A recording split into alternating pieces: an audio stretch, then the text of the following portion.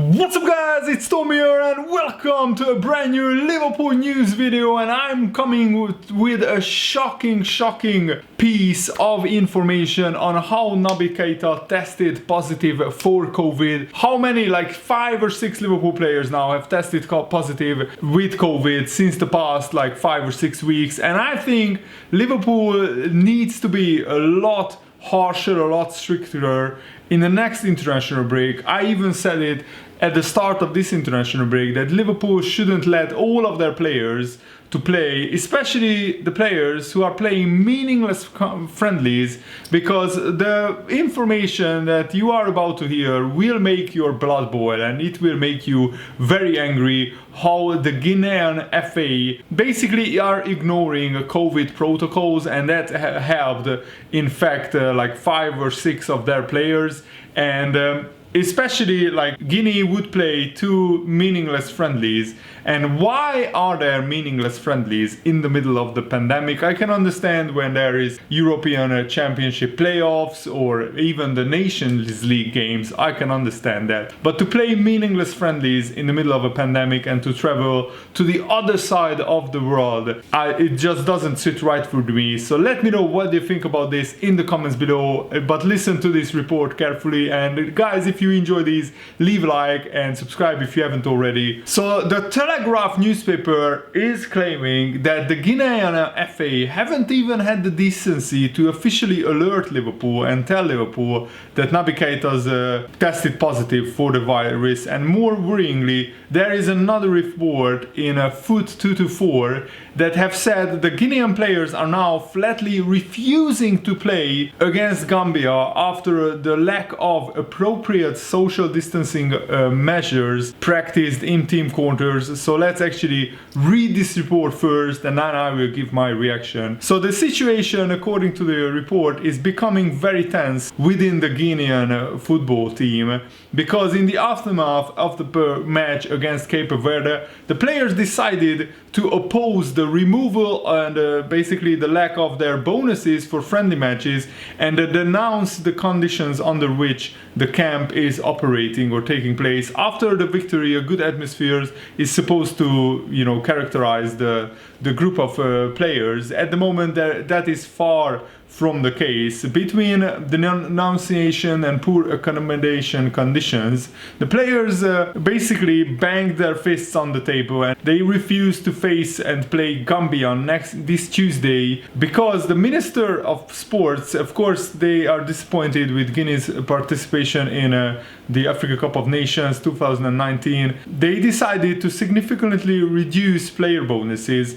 and even removed one. The win bonus for friendlies was simply banned. No matter how many friendlies they play, the Guinea national team is only entitled to a simple travel bonus, which is $2,000. As might be expected, the players weren't happy with this. And also, the players gathered this Sunday at noon, and all the players of the Guinea national team have indeed announced to the technical staff that they oppose this decision. First, because they do not agree with the new amount set, and second, because they were never even consulted. In protest, they will not play against Gambia on Tuesday. The other highlight of their meeting was the accommodation conditions. In this time of COVID-19, the protocol requiring social distancing has not been followed inside the Guinea national team at all. Listen to this, guys, because this is what makes my blood boil. 4 players are accommodated in the same apartment. 2 players per room with 2 separate beds. I mean, the only thing that would make it worse is if they were sleeping in the same bed.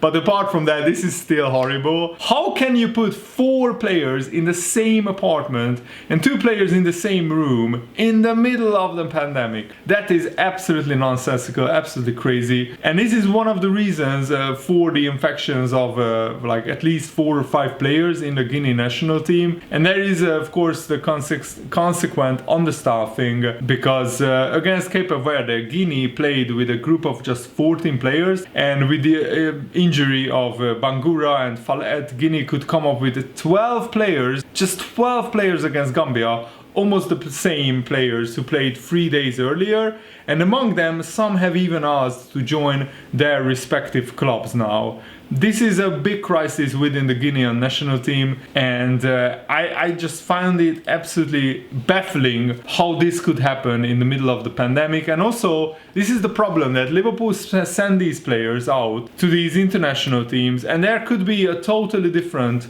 protocol in place, or no protocol at all in the case of Guinea at these international games. And what if a lot of key players for Liverpool who play for Liverpool test positive and they have to isolate for 2 weeks and they miss crucial games in the Premier League? That honestly could cost Liverpool the Premier League title. You could see how close the Premier League title race was 2 years ago. Just 1 point separated Man City and Liverpool. What if it's a similar title race this season, but not close to 100 points? I think the title will be won by closer to 90 points this season. Liverpool will need every point that they can get. This is not ideal. Naby Keita will now probably miss the Everton game. I think that Liverpool actually have no obligation to send Keita even to these Guinea fixtures, that given these fixtures were not competitive games, they were just friendlies. So why did Liverpool send Naby Keita on his way? Probably because Naby Keita loves his country and he wanted to play, and we didn't really want to upset Naby Keita. But now, after what happened, I'm sure that Naby Keita probably regrets going to these international games, because they are pointless, and in the middle of a pandemic it just doesn't sit right with me. I can't stress that enough. Naby Keita is paid by Liverpool first and foremost. That's why I think Liverpool should be prioritized in this case. What benefits Liverpool is for the players who would play meaningless friendlies to sit at Anfield, train with Klopp, train with Liverpool, especially after a 7-2 dropping, and get ready for the next game. And I mean, until the pandemic is over, until a vaccine is found, I think international friendlies should be cancelled altogether, and just the competitive Nations League and European Championship playoffs should be played. The other games shouldn't be played. I mean, yes, World Cup qualifiers are going on in South America. Those should be played, and of course the Euros, the World Cup, the Copa America, the Africa Cup of Nations, those should be played. But the other fixtures, the international friendlies, shouldn't be played. Why put the health and safety of the players and anybody who gets in contact with them at risk for meaningless friendlies just to make even more money? What is more important now? Or to keep the players safe and keep the Premier League and other big leagues from functioning, from imposing another lockdown? Because if too many players get infected, then some leagues might say that we will lock down again. And what would that benefit? Who would that benefit? Absolutely nobody. And Jurgen Klopp admitted before the latest round of internationals that he feared that his plans would be further complicated and his season would be made more difficult by COVID-19. This is what he said. I'm not saying this is the safest place in the world, but it's the place we know at least. We know how to deal with the different scenarios. Yes, I am slightly concerned. It's difficult to get in contact with all the FAs all over the world.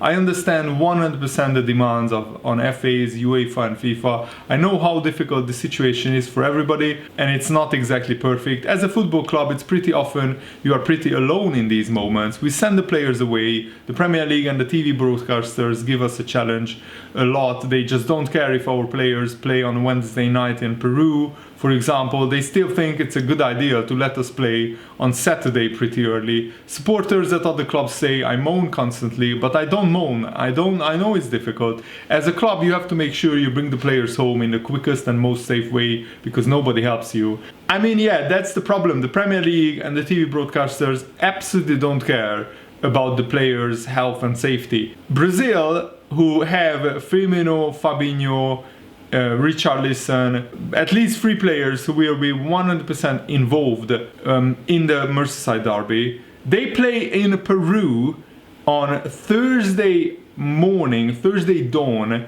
at like 1 a.m. English time. That's 2 a.m. European time. And we have the earliest game of the weekend, Saturday lunchtime, the Merseyside derby. I mean, that's just not ideal. And some of those players who play in these South American World Cup qualifiers might not be even able to play in the Premier League weekend fixtures, and that's not ideal. And I think that the TV companies, the TV broadcasters should take into account where the players are going to play before these Premier League fixtures take place. At least we have some good news. Sadio Mane and Thiago have ended their 10-day isolation and they are now fully recovered and fully fit to play in the Merseyside derby. And that is according to the Telegraph's Chris Bascombe, who said that both resumed training at Melwood following their isolation periods. Also, Jordan Henderson played for England and captained England, where England beat Belgium 2-1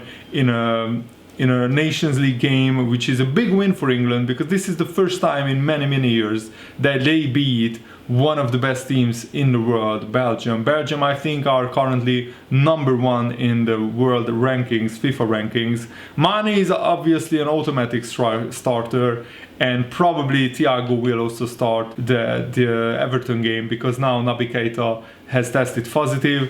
Probably it will be Henderson and Wijnaldum and Thiago and Fabinho alongside Virgil van Dijk in defense. That would be my team. Or my setup for the Everton game. Liverpool's former CEO, chief executive Peter Moore, who left Liverpool in August, gave a very interesting interview on Jurgen Klopp. This is what he told BBC Sport. There is no facade with Jurgen. There is no show for the cameras. He is a massive personality and a great motivator of men. We often reflect on the Bill Shankly era here at Liverpool. The phrase he used was, "I was made for Liverpool and Liverpool was made for me."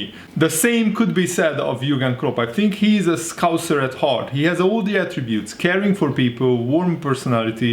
He's charismatic and incredibly articulate. He understands the values of the club, what it means to the fans and how important they are collectively. Shankly called it the Holy Trinity: the managers, players, and fans. Jurgen recognizes it. There is a psychological bond between manager and the fans. We have had lots of that at Liverpool over the decades, but the closest example is what Shankly and Jurgen Klopp have done.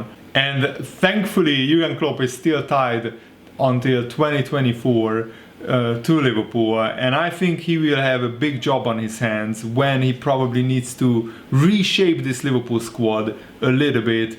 Maybe when Mane, Salah and Firmino get a little bit older, the wrong side of 30. But I think by the time he leaves Liverpool, he will definitely leave Liverpool in a much better state than when he came in. Remember that when he came in, we just finished like in 7th place under Brendan Rodgers or something like that, and the club was all over the place. So Jurgen Klopp really did an absolutely outstanding, magical job, winning the Premier League, the Champions League, the Club World Cup, the European Super Cup, and I think there are more trophies to come. But we need to sort out our goalkeeper situation. I'm still worried that Adrian, who will probably start against Everton, can he do a couple of games without a major mistake? That's the big question.